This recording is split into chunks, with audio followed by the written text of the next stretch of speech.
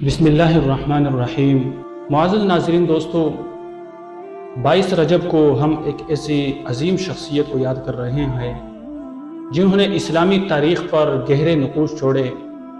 حضرت معاویہ بن ابی سفیان رضی اللہ تعالی عنہ، جو نبی کریم صلی اللہ علیہ وسلم کے جلیل القدر صحابی، کاتب وحی اور اسلام کے پہلے اموی خلیفہ تھے۔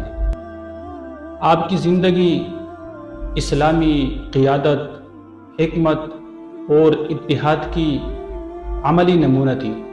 آپ نے رسول اللہ صلی اللہ علیہ وسلم کے قریبی ساتھی کے طور پر دین اسلام کی خدمت کی اور خلفائے راشدین کے دور میں شام کے گورنر کے حیثیت سے بہترین حکمرانی کا مظاہرہ کیا، اور آپ کے سب سے اہم کامیابی یہ ہے کہ آپ نے امت مسلمہ کو انتشار سے نکال کر اتحاد کی راہ پر گامزن کرنا تھی۔ میرے دوستو، حضرت امیر معاویہ رضی اللہ تعالی عنہ کی شخصیت عفو، درگزر، تدبر اور عدل و انصاف کی کامل تصویر تھی۔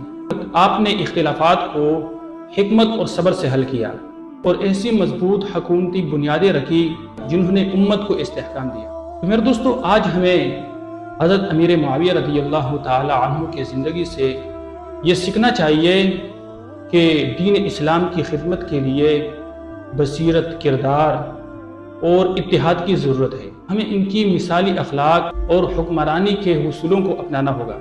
اللہ رب العزت ہمیں صحابہ کرام کے نقش قدم پر چلنے کی توفیق عطا فرمائے۔